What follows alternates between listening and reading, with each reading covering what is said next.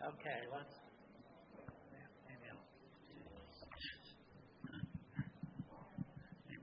Hello? You can hear me? I probably don't even need this, but.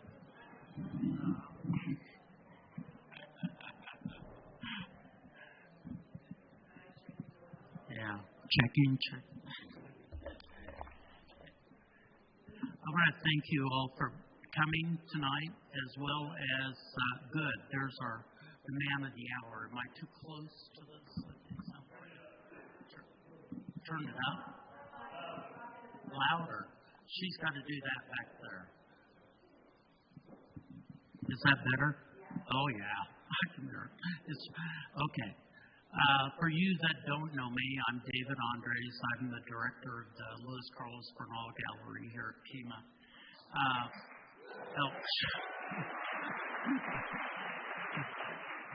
Well, first time that's happened. Anyway, thank you for all being here. And one of the things I wanted to point out is, at one pastime in 2010, we did a sort of a semi-retrospective of Joe's work, Joe DiGiorgio's work, because of Dan Leach. And Dan, raise your hand, if you will, back there. I can see you.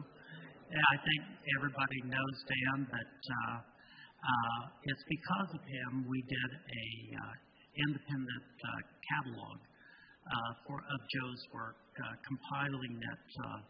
And Joe's nephew, John DeLello, is here. He flew in from New York and is flying out tomorrow. So we're happy that one of the family members is here.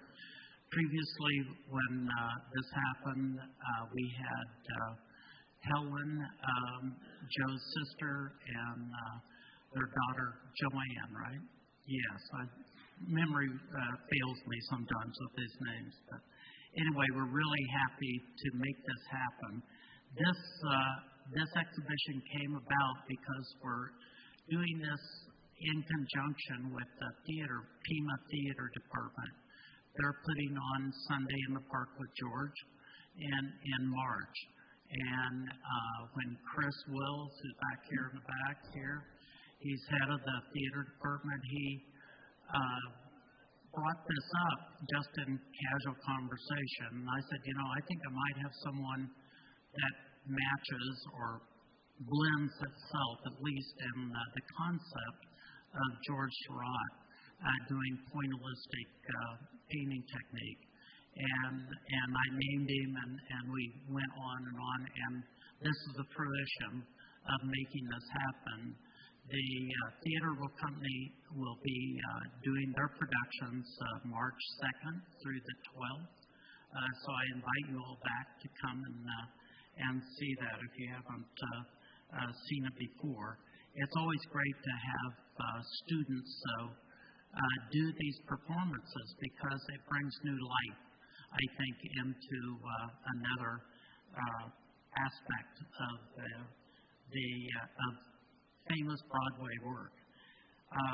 I want to also thank several people. I'm sort of off key here, but I gratefully acknowledge the equity and inclusivity of the Tucson Museum of Art for allowing me to borrow this work. It was no easy task. It was a 40-page form that I had to fill out and get lots of specific information. So it wasn't like just walking down and asking Julie if I could borrow it. But I'm glad this has all happened. And to Rachel Adler, the registrar, Dave Brown, the preparator, and Danny Lauer, who helped me out. He's was volunteering for the TMA. He's a former student of mine in printmaking as well as in gallery museum management courses that I teach here at Pima. We also want to recognize that this exhibition required the leadership and hard work of the Bernal Gallery and the Center for the Arts, because without them, this would never come come about, because we all work as a team here to make this happen. And Dr. Karen Ryan is over here. She's our new Dean of the Visual Arts. And the Trina Felty, who's my now hired as an assistant. I've never had an assistant the 17 years that I've been here, so it's been incredible to have someone on board. With that, Luann Reed, who's back in the back here, and Karina Garcia, who's our PR and marketing individuals. You probably heard Chris's class singing. They sang one song outside, as well as Michael Lish's guitar students have been playing. All of that is volunteer on their part. And as I said, we work here as trying to be a team. And also, Dan, who's back in the back with the PCC-TV, they're broadcasting this, live streaming it in the gallery, as well as it's going to be on YouTube. One additional appreciation goes to Julia, my wife. We spent 3 weekends basically installing this exhibit. It was quite difficult. Julia was still recovering from COVID, and it was a lot of up and down on ladders, but it all happened. And I'm really thankful that we're being able to do this tonight. You didn't come here to hear me, though, and I'm here to introduce you to, most of you probably know her, but Dr. Julie Sasse, who's going to talk about Joe and pointillism and other aspects of the art. Julie is the chief curator at the Tucson Museum of Art since 2000. And so she's had a great tenure with working with her. I'm on a board that she is the liaison with the Contemporary Art Societies, and she's been amazing to guide us and us try to guide her at times, but that usually is not reversed. But anyway, she's wonderful to work with. She has created over 100 exhibitions in this role and has brought her acclaimed, I think, respectability locally and nationally. A few of her solo exhibits include artists of Ai Weiwei, Andy Warhol, Ansel Adams, Bailey Dugan, who unfortunately just passed this last year, Deborah Butterfield, Janie Quixie Smith, and Henry Matisse, just to name a few. Sasse holds a BA from Southern Illinois University, an MFA in Fibers, and an MA in Art History from Arizona State University, and a PhD in Art History from the University of Arizona. She has also attended universities in Wisconsin, Madison, and in San Miguel Allende in Mexico. Prior to her work at TMA, Dr. Sasse served as gallery director and curator at the University of Arizona from 1995 to 2000, managing 5 gallery spaces. She is also the author of numerous books about contemporary artists, notably The Southwest Rising, Contemporary Art, and the Legacy of Elaine Horowitz, which was just published in 2020. She has written many exhibition catalogs and essays, including, which I think was one of the amazing catalogs that you've worked on, Julie, is Trouble in Paradise, Examining Discord Between Nature and Society, and has obviously written many essays and other catalogs. In 2007, Sasse curated an exhibition, The Grand Canyon, From Dream to Icon, which included more than 50 artists interpreting the canyons covering various time periods and styles. Joe DiGiorgio's Grand Canyon series, gifted to the Tucson Museum of Art in 1997, was a highlight of this exhibition with its dynamic style. and dramatic points of color and light. Julie, I'm turning it over to you.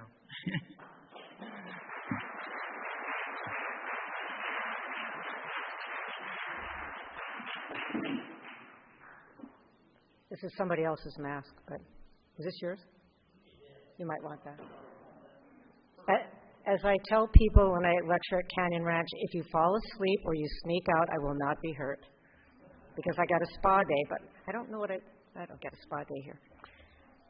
This is interesting because I'm used to looking at the images, so I'll be a little distracted.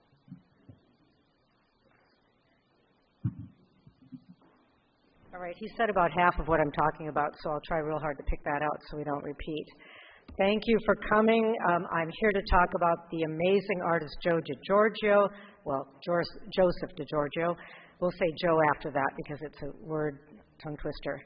I never met him, actually, but I certainly became acquainted with his work when I first saw an exhibition of his Prospect Park series in 1996 at the University of Arizona when I was working over at the Joseph Gross and Lionel Rombach galleries. And I was blown away by the work. It was amazing with its color and its energy, and they were all hung in a big grid. And to me, it was looking at like being there, just snapshots of moments in time and time of day. And it was so exciting to me that I just kept getting interested in his work and checking him out every chance I got. The other way I got to know him was through, there he is, through Dan Leach. And I think it was John Reyes, a friend of ours, who introduced me to Dan, and we all met. He said, "You have to meet Dan. He's an amazing person." We all went to brunch. And Dan was like a brother to Joseph DiGiorgio, and they traveled together and went to many of the sites that he ended up painting and drawing. And of course, he began to collect his work. He also got a lot of gifts from Joe, and it motivated Dan over time to later donate a lot of the work to museums around the country, working with John and Helen that you've already heard about. And I think at least 30 museums were due to his efforts with that. And Dan was talking to me. I just love hearing the stories because Dan is a great storyteller, that it was probably Joe DiGiorgio that encouraged him to become a collector. Well, we love collectors at the museum, and of course, in 2007, I organized an Eclectic Eye, which was a large group exhibition of selected works from Dan's collection. And I did a little checking the other day, and I found out that he has given the Tucson Museum of Art more than 150 works of art. You surpassed the small collection. I don't know if you knew that, Dan. Where are you, Dan?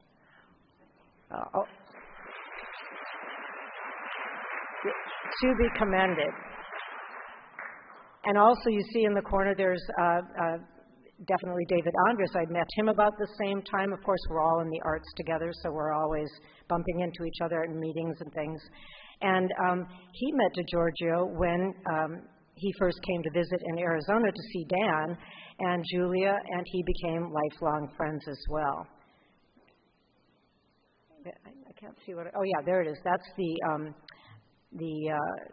shot that I just love when he scanned it for me, being at La Roca. And, oh wait, there it is. See, this is very distracting.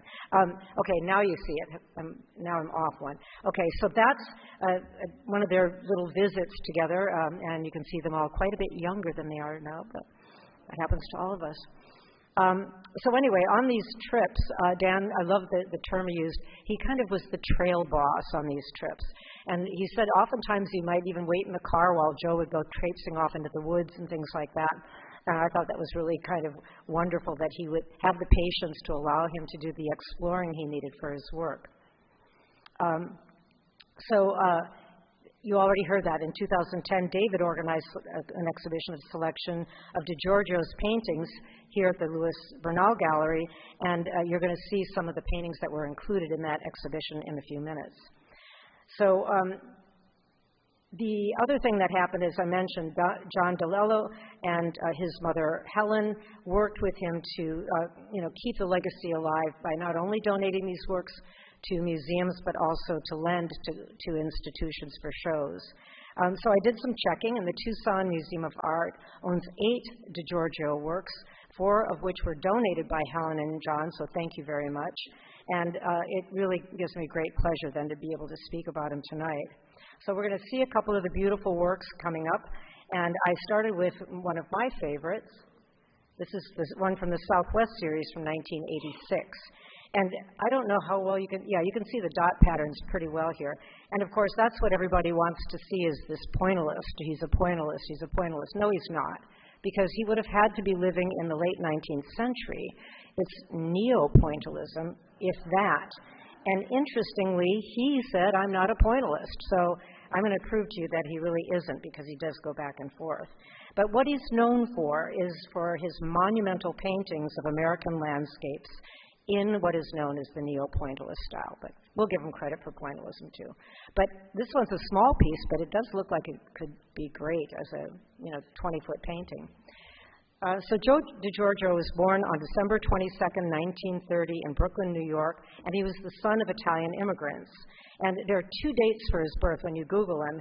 According to Dan, it was his mother that said he was born in 1931, so we wouldn't have to go into the Italian army, even though he wasn't even born in Italy. So she made a little confusion for us in the Google world. But as a child, as early as 5 years old, he went with his mother to the Brooklyn Museum. I mean, I lived in a tiny little town. There were no museums for miles and miles. It's so wonderful to think you could go with your mom to the Brooklyn Museum. And he got the art bug. And by the time he was 13, he entered a design contest and was encouraged to continue on in the arts. He went to the High School of Industrial Arts in Manhattan, which was a very big deal back then. And then in the 1950s, he studied art at the Brooklyn Museum of Art School, the School of Visual Arts, and the Art Students League. That's like the trifecta to study all those places. And on top of that, in 1958, he studied with a scholarship at the Cooper Union, and that's where everybody was going to school. That school taught such noted artists as Lee Krasner, George Siegel, Audrey Flack, and Dimitri Hazy, to name a few. And his main professor was Morris Cantor, who was also a very well-known abstract artist at the time.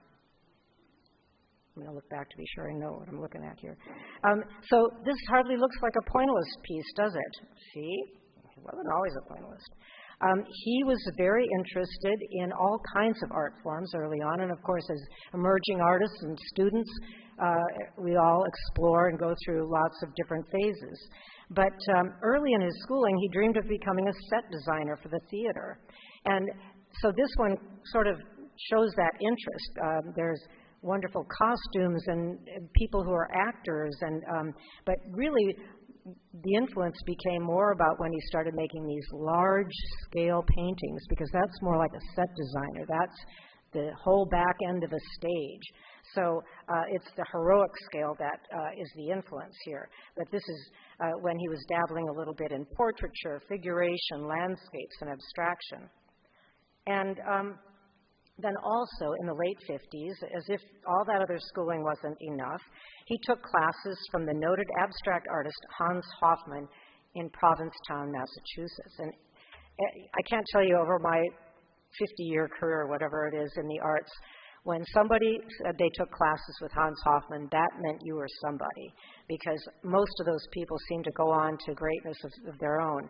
He was considered one of the most important figures of post-war American art and celebrated for these exuberant, color-filled canvases, and he was also a renowned teacher for generations of artists, including when he taught in his native Germany and then in New York and Provincetown. And he played a pivotal role in the development of abstract expressionism, so he was a pioneer of that field. And as a result, DiGiorgio was influenced by abstract expressionists who also took classes from Hofmann. So you think about the time period, that's right around the time that they were, pretty much seizing all of the art world. You had to be an abstract expressionist or you'd be ignored. It was all the rage. There's an example. One of his students was Lee Krasner, and at first I put another abstract expressionist artist in my presentation, and I realized that he wasn't one of the students, and I thought, don't you lie. But if you don't know who Lee Krasner is, and you should, because she's an amazing ABEX artist, born in 1908 and died in 1984, but you will know her husband, Jackson Pollock. So that is a very blurry slide of blue poles. So this is what was happening in New York at the time, but they were impressed and inspired by Hoffman. And you can see it's quite a bit different. It's these blocky, thick areas of, primary colors, but he inspired people to take it to the next level. So now I'm going to show you a few of DiGiorgio's earlier pieces to show you how different they were from the pointillist style. And this one, I look at it over and over again, and I think it's got some overtones of Philip Guston in it. I should have paired it with Augustin, but look him up. Keep your notebook out. And you'll see that the same kind of thing is happening. Large gestural strokes, blocks of color, not little dots. He liked to make, blocky areas, and you can see a little then this idea that Hans Hofmann inspired him with these thicker areas of paint. And they were abstract, but they still look like the landscape. And you'll see in the next one what I mean. In this case, it's a waterfall. There's abstraction to it, but it is a waterfall. That's another one. Now, this one, the title, let's see if I can read it. Ohio Fields. How else would you see these Ohio fields if it's not aerial? So these blocks of color, you can tell that he loves color. He loves thick areas of paint, and he's still looking at the landscape, but in new ways. And then it started to shift from this abstract expressionism to kind of an unspoiled American landscape. And they started to get larger and larger. Now, these are smaller, but the bigger he got, the smaller his brush strokes got. So he just kind of went this opposite direction. Instead of big canvases with big paint, they got little. So around this time, let's see, there's another one, just amazing works. And then one more. Now, this one almost has a cubist effect to it. But I wanted this one in because it's from about the time that Dan met him. But look on the left side. What do we see here? Little dashes of paint. This is the beginnings of the dots. So anyway, now this is how they met. Now, correct me if I'm wrong. They met in the early 60s, and Dan was an actor. I love these stories of his acting. He was doing, as he explained, a little anti-Vietnam War play in the back room of a bar on the Lower East Side. Doesn't that sound like a movie? I want to see a picture of that. And DiGiorgio was there. He saw the play. And Joe was the first artist that Dan had ever met, and later invited him over to his studio to see his work, and they became close friends. And I just think that's a beautiful, beautiful beginning. Now, still a student. This is young. This is early in his career. Like a lot of students in New York and all through their careers, a lot of artists continue to work to the basics. They'll sometimes there's studio setups where everybody chips in for a model, or the Art Students League would have models, and so he did work with the figure. And I find these really fascinating because around this time, this is the 70s, he's also doing these big landscapes. He's making different kinds of work than this. But I love the one on the far left. I mean, if that isn't like classic early 1970s, I don't know what is. The nudes, and what is that? Are those marijuana plants? I think so. And and I know you said not to tell you, but the one in the middle, that's Dan. Isn't that great? You were young. You were so cute. And then the nudes, and here's some more nudes. They're really quite competent, and that's like looking at Picasso and finding out that man can draw. Yes, they can, and they keep refining their skills.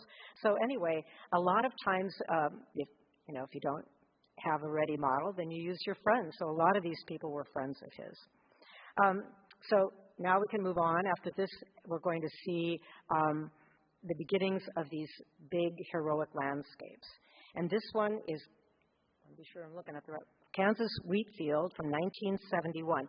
So remember, those figure drawings were done at the same basic time period as this. And now, I have to admit, this is either a blurry canvas or it's going to support what I'm about to say. Basically, you can say pointillist till the cows come home, but he's a colorist. He really is a colorist.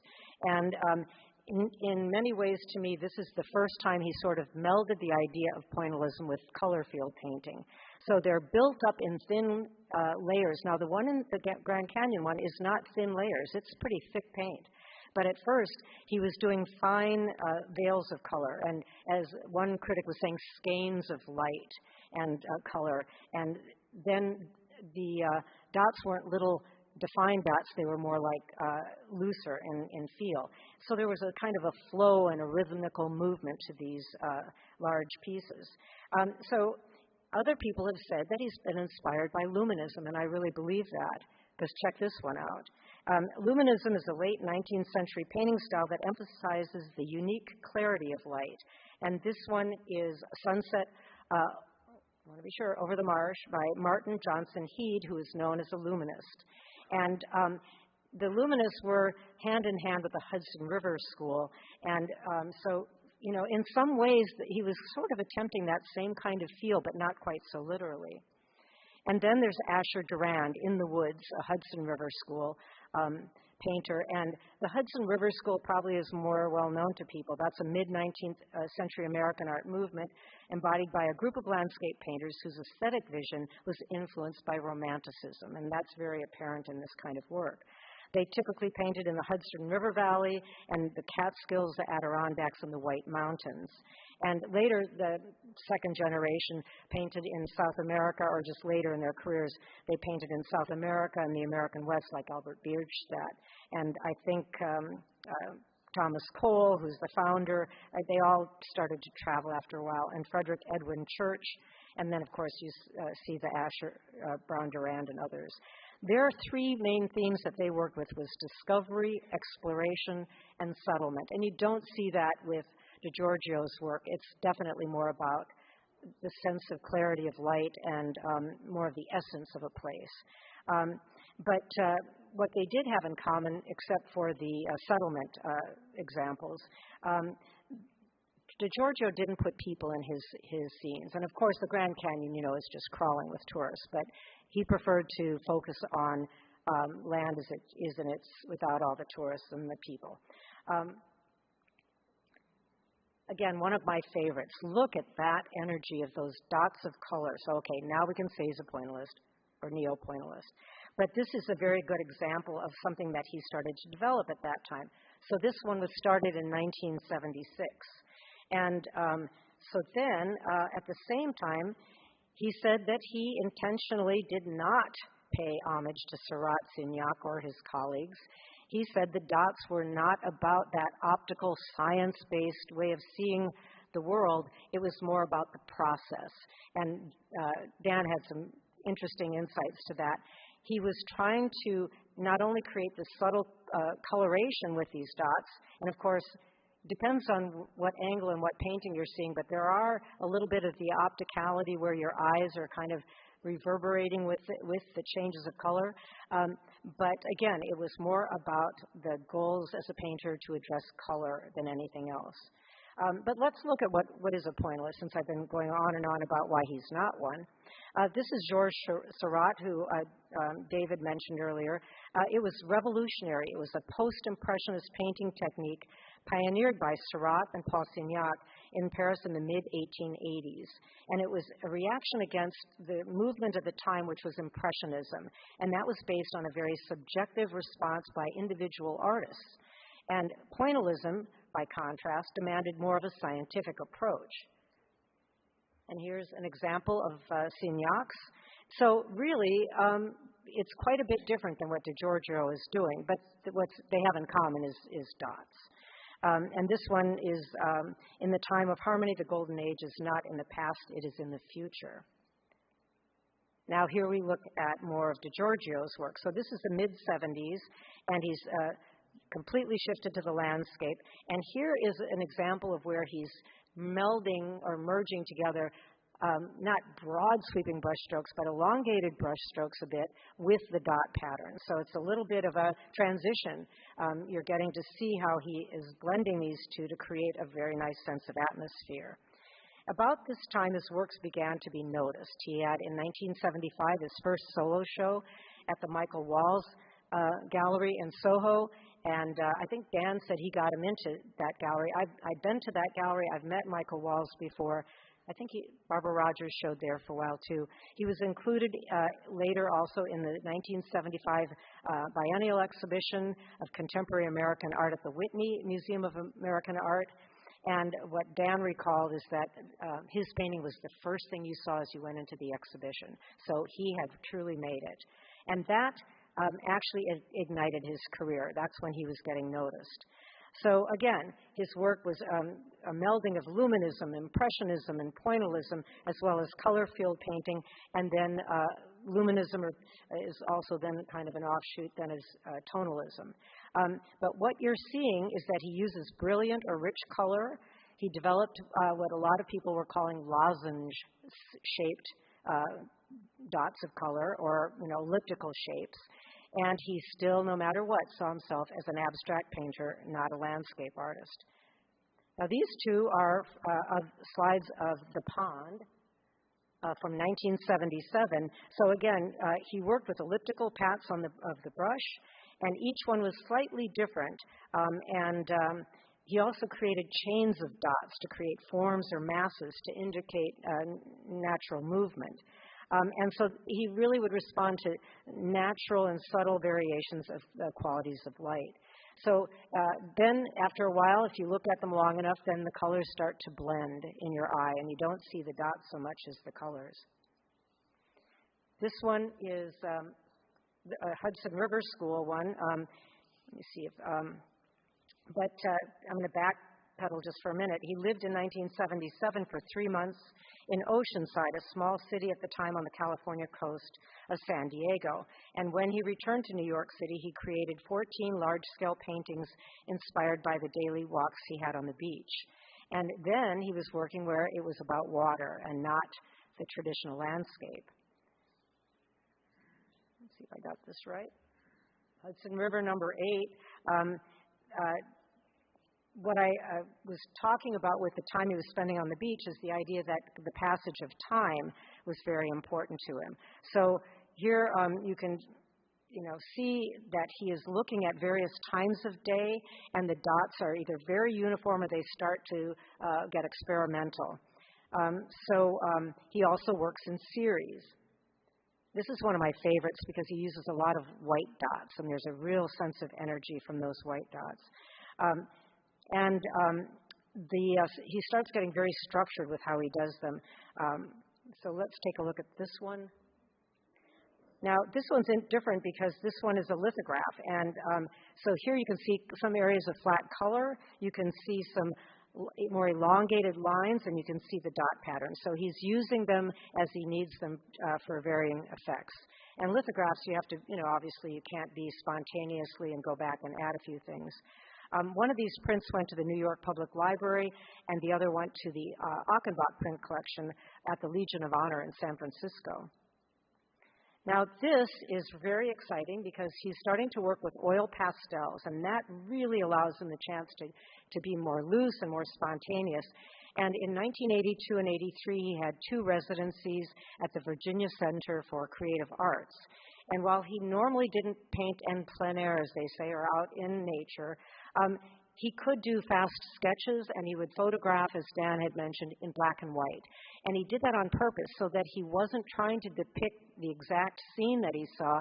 He just wanted to use that as base inspiration. He wanted it to be more spontaneous. So sometimes I think he did do some sketches, but his whole working structure loosened up when he could use oil pastel. I think some people call those crayons in my day, but I like oil pastel. That sounds better. He also was able to smudge his lines and add extra sinewy things, and you can see that here. Again, each time the dots are changing in shape. Sometimes they're swishes, sometimes they're round dots, sometimes they're lozenges. So he had a field day. And what he really liked was getting into the optical sensations of it. So around this time, he's clearly defining himself as a landscape painter a little bit, at the same time he's fighting against it. And he said, I feel that the American landscape is an endangered species. It is what we have as Americans, and I like to record it in a lyrical way. I love that, lyrical way. Perhaps in a romantic way. My paintings are never about specific sites. They are the mood and spirit of our beautiful country. I think maybe it won't ever be that way again. Makes me cry because it's getting that way, and that was said a long time ago. So as I mentioned, he did brief sketches, and then he'd return to the studio in New York, and then he would add his own imagination and new elements to what he saw. So he was not trying to be accurate. He was trying to use that as a space. Again, I have favorites. That's one of my favorites. I can't tell if the tree is on fire or if it's just a beautiful fall day. And again, working in series. This is from the Virginia series. And this one really leans heavily towards abstraction. One from this series was included in a show called New Vistas, Contemporary American Landscapes at the Hudson River Museum in 1984, and it traveled to the Tucson Museum of Art. And the curator of the show in the writing said that he likened his work to a tapestry because of the layering of the dot patterns. And I love that too, the idea of a tapestry. So we're hearing lots of different ways to describe this layering of dots. And again, look at how the turquoise line just zings. The way he laid color upon color, orange against green. I mean, he really knew how to make something come alive. So again, elongated lines and dots and the sense of vibrancy from these juxtapositions, and also multiple angles of his view. It's like you're walking through the woods with him. And here's another one of my favorites. I think this one, they're all my favorites. What am I saying? This is in the Tucson Museum of Art, but I love the title of it. It's Dogwood. So you can just feel like everything's in blossom and that you can almost smell it. Again, it's the way he does his dot patterns, the lighter color. Okay, let's get on something closer to home, and that is the Southwest series. Here's one of Picacho Peak in 1984, and I think that's probably when David and Julia met as well. Maybe that's when you went to La Roca. And he started the series of, and was that about when you came, Dan, in the 80s, or were you here earlier than that? It's okay. But he came to visit you, and you got to drive him around. And I think that the next one, Dan said he thought it was from northern Arizona because of the aspens. But again, I just love his angles. You know, he's not just looking at straight on. You don't see a horizon line with the sky and the land in the front. It's like you're walking through the forest with him, and you're looking up to the sky. So it's very interesting. And part of the travels, it was California and Oregon and Utah and New Mexico, and here is from the White Sands. Now this one is maybe just a series of White Sands, not called the Southwest series, but he traveled in this whole region. And I think the comment that when we were looking at images together is the White Sands don't look that yellow, so he was taking liberties, and that's his prerogative. But here we're seeing some traditional foreground in the sky and the clouds, but they're still in his unique way. Okay, now we're on to the Southwest series, and this one, Dan thinks is from the Big Bend National Park, and that is southeast of El Paso if you haven't been there. So the Southwest series, I don't know how many all told, but it is many, many works. And one of the ones that I'm very interested in, oh no, this is the Big Bend one. The one before that was from another part of the Southwest. But the one I'm going to show you next is, I'm a sucker for nocturnes. I just love them. And this one, Dan thinks, was painted near Moab, Utah. But I think that he really just captures how cold it would be and the starry sky. And so this is pretty fabulous. Okay. And I think this one might be in our collection. Yeah, this is one of our pieces. And from what Dan tells me is he doesn't think that he actually was standing at the Grand Canyon when that one was made, that was another one that was a figment of his imagination. So next I'm going to show you, I keep looking at the right. Okay, there we go. Are we going backwards? No, this is the Utah series. There's a couple that have a similarity because the angle of the trees are about the same, but quite a bit different in coloration. From the Utah series, again, his colors, sometimes they go very pale and very atmospheric, and then other times they're rich and deep. And I think a lot of times you can tell by where he was, the site he was in. You know, if he's deep in the woods, the colors are deep and rich. If he's standing, on a big at the edge of the Grand Canyon, there's a different sensation to that. and he did the California. Now, he had been there, remember, at Oceanside before, and those were mostly beach scenes, but then he started to do more sweeping, rolling hills and that kind of stuff. And again, here you're seeing he's starting to really control his dot patterns and everything. And again, I'm a sucker for those moonlights. And again, he's using the dots to articulate the clouds, and I find that very interesting that he could control it, and it still has a very lofty feel instead of thick and hard edge. And the raking light on this one, another nocturne. These are all from the California series, and this is where I had made a mention of some of the various movements that he was inspired by. But look at how close that feels. This is a George Inness moonlight kind of connection, and that was clearly someone he must have been inspired by. Inness was a pioneer of tonalism and a master of light and color and the idea of tranquility and calm, and he really focused a lot on the rendering of light.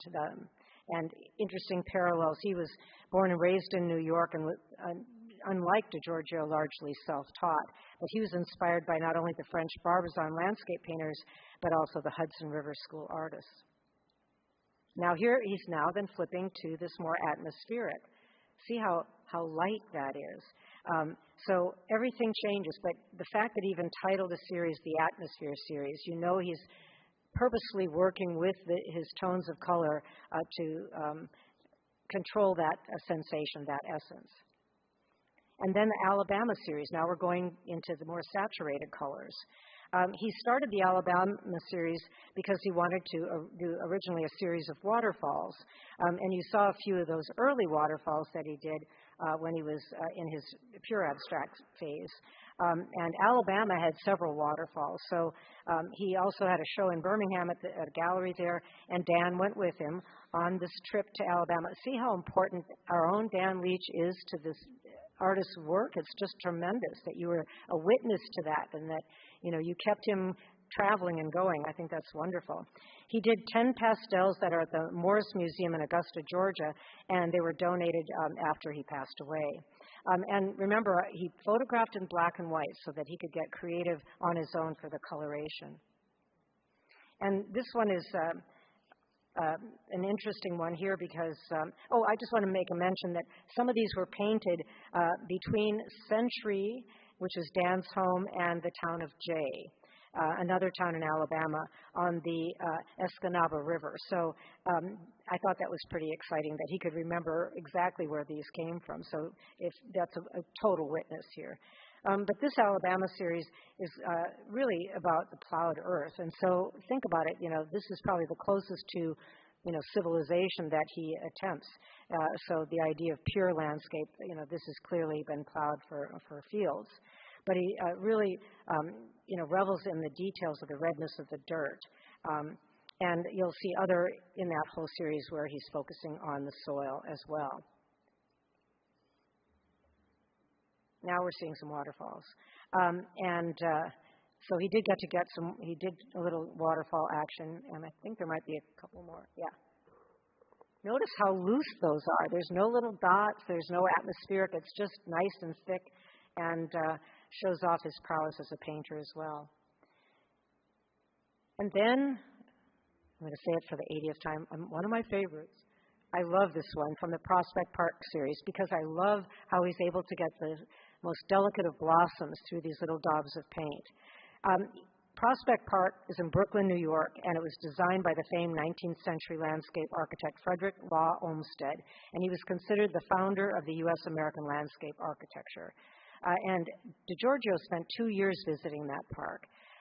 So that's some of those resulted in that show that was at the UA Museum. And for that series, he created more than 200 oil pastels on paper, 50 for each season. So the seasons meant a lot to him. He was hoping that that whole series would end up at the Brooklyn Museum for a show, but it never happened.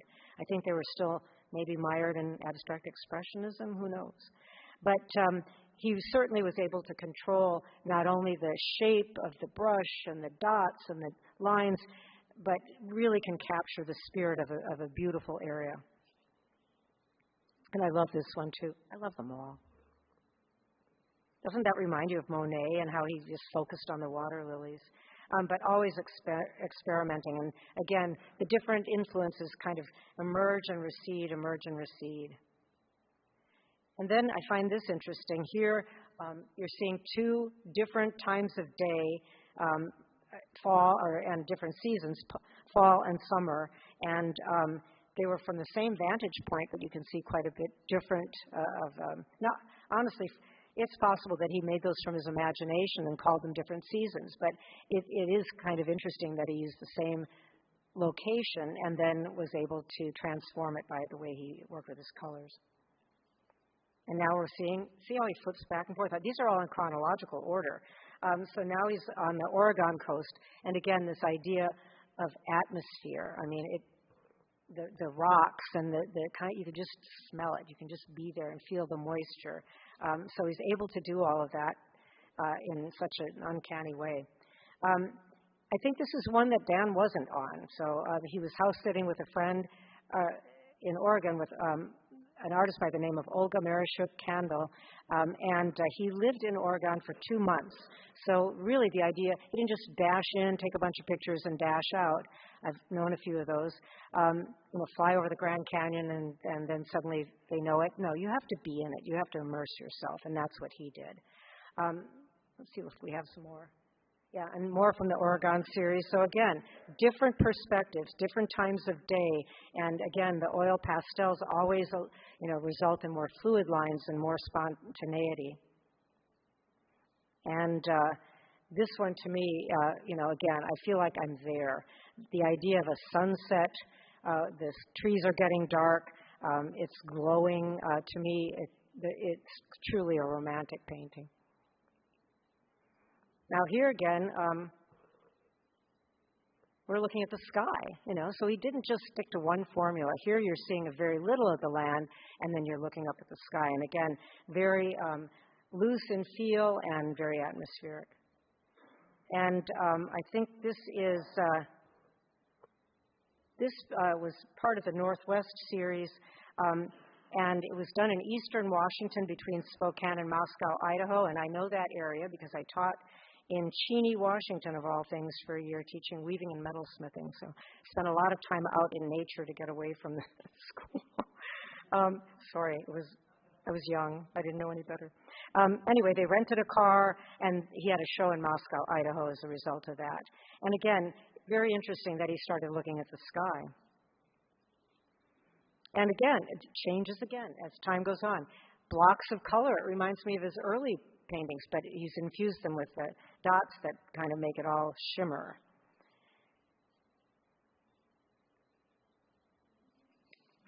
So now, quite a bit different again. And, he never ceases to amaze. He lived in New York City, and it makes sense that he would paint that area, but this one really, to me, comes across as very photographic. It's almost like you can see the photograph he worked from, or the fact that he could stand out, look outside and see that enough that he could capture the essence of it. So it's quite a bit different than that vibrancy and the essence of a place. At the same time, it has that eerie feeling when you're in a city and you're looking at the lights and it's dark and it's maybe cold. But I think that's really great. I want to be sure I'm looking at the right one. Okay, the next one. Again, quite a bit different. Again, looser in feel, very fluid. And this is about the time when he was starting to have heart problems. He just had some open heart surgery, and he was feeling rather down. And so it really kind of, the moodiness of this piece really stands out. And now let's move from that whole series, all those changes he went through, and what we all came to see. And that's the Grand Canyon. And that was an installation shot, I think, from the Tucson Museum. And this one, of course, was based on observation. Dan was with him in 1986, and he directed him to the railing with his eyes closed, and then he said, okay, open your eyes, and he was blown away. He said, oh my God, I have to paint this. And he was there for a while, did all of his sketches and photographs, and when he got back to his studio, it took him a year to paint what you see here, minus about 5 canvases. So I'm going to just let us look at these without me prattling on, but ultimately 24 canvases in all, 7 feet by approximately 5 feet wide, with a total of 120 linear feet. He did that in 1 year, if you can imagine. And he wasn't, and of course, again, looking at various times of the day while he's also canvassing it, doing a panorama. So that's uncanny how he's able to do that. But they start with 5 a.m. It doesn't start like midnight to midnight. It's 5 a.m. So you want to start when you walk in to the left-hand side as you go in, and then walk around that way. So it's about the passage of time. And he was only able to handle about, 2 or 4 at the most of those panels in his studio at a time. So, no, I think it was like 4 of them. So he never got to see the whole piece in full before they disappeared and went somewhere else. As somebody had once said, writing about his work, some have considered the work to be exuberant, romantic, and intense. They're a personal celebration of the American landscape. So this suite was loaned to the Tucson Museum of Art for an exhibition in the winter of 1989, and in 1997, he donated it to the Tucson Museum of Art. I included it in 2006 in an exhibition called The Grand Canyon from Dream to Icon, and I couldn't even show all of them. So for someone who said he didn't want to be known as a landscape painter and a pointillist, he sure did a lot of beautiful landscapes with a lot of dots in them, don't you think? Anyway, Joseph DiGiorgio died in his sleep from a heart attack on May 26, 2000 at his home in Manhattan. He was only 69 years old. And of course, we all have to go at some point. But for artists, the beautiful thing is that, I'm going to get misty again, we get to live on through this art, and it's beautiful. So thank you, Joe. Thank you, John. Thank you, Dan. And thank you, Joe DiGiorgio, for painting these beautiful paintings. Your legacy lives on. Thank you very much.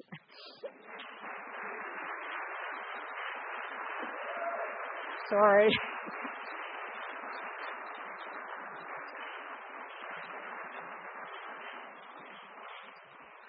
You're welcome to ask any questions, but I know it's dinner time. Okay, good. All right. Class dismissed.